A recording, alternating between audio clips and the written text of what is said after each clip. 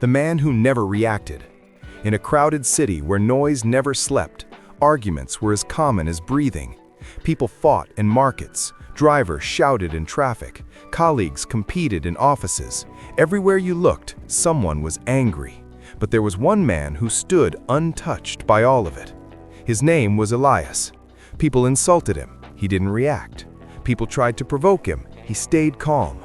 People disrespected him. He simply observed.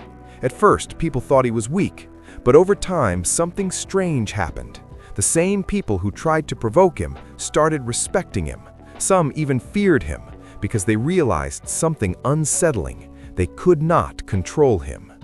The hidden truth about anger. One evening, a young man approached Elias, frustrated, exhausted, angry.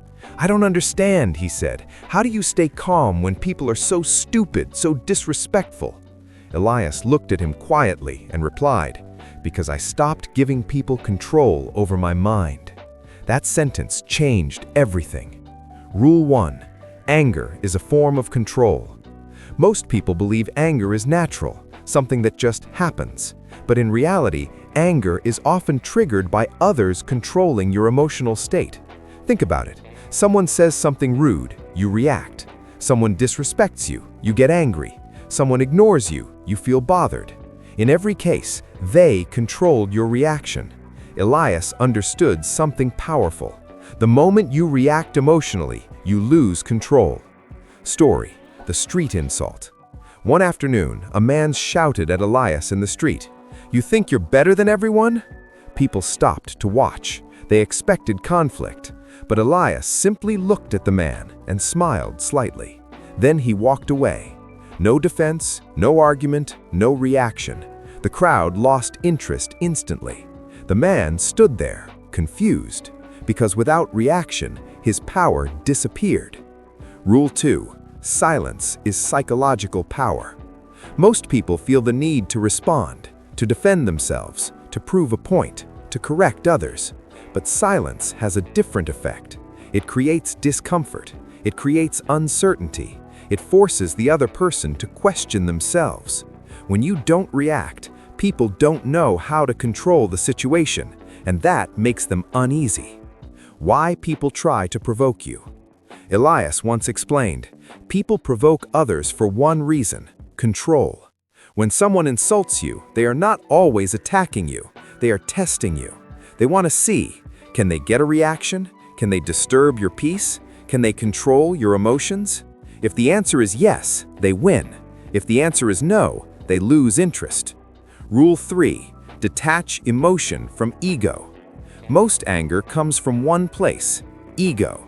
Someone disrespects you, your ego reacts. Someone disagrees, your ego feels attacked. Someone ignores you, your ego feels rejected. But Elias had trained himself to separate ego from reality. He understood, not every opinion matters. Not every insult is true. Not every person deserves attention. Once you stop taking everything personally, anger begins to disappear. Story: the broken cup. One day, a servant accidentally dropped and broke Elias's favorite cup. The servant panicked. He expected anger, punishment. But Elias simply said, "It's just a cup." The servant was shocked. Later, someone asked Elias why he didn't get angry. He replied, "Because the cup was already broken." "What do you mean?" "It was always going to break someday. Today was just the day it happened." The deep lesson. This mindset is powerful. Nothing is permanent. People will disappoint you. Things will break. Situations will go wrong. If you accept this, you stop reacting emotionally to every inconvenience. Rule 4. Control your interpretation. Events don't create anger. Your interpretation does. Two people can experience the same situation. One gets angry, the other stays calm. Why? Because they interpret it differently. Elias trained himself to reinterpret everything. Insult: this person is insecure. Disrespect: this person lacks awareness. Conflict: this is not worth my energy. And just like that, the emotional intensity disappears. Story: the argument that never happened. At a gathering, Two men began arguing loudly. One of them turned to Elias and said, "What do you think?" It was a trap. They wanted him to take a side, to join the conflict. But Elias replied, "I think peace is more valuable than being right." And just like that, he removed himself from the situation. No argument, no stress. Rule 5. Not everything deserves your energy. This is one of the most important principles. Most people waste energy on small arguments, random opinions, meaningless conflicts, temporary emotions. Elias believed energy is limited, and once you waste it on nonsense, you have none left for what truly matters. The psychological shift. When you start applying these principles, something changes. You begin to see situations differently. Instead of reacting, you observe. Instead of getting angry, you analyze. Instead of feeling attacked, you feel detached. And that detachment is power. The first transformation. Weeks passed. The young man who met Elias began applying these ideas. At first, it was difficult. He still felt anger, still reacted sometimes. But slowly, he improved. One day, someone insulted him, and for the first time, he didn't react. He simply smiled and walked away. And in that moment, he felt something new: control. But this is only the beginning, because staying calm is not just about silence. There are deeper psychological strategies that make you completely unshakable. The day everything changed.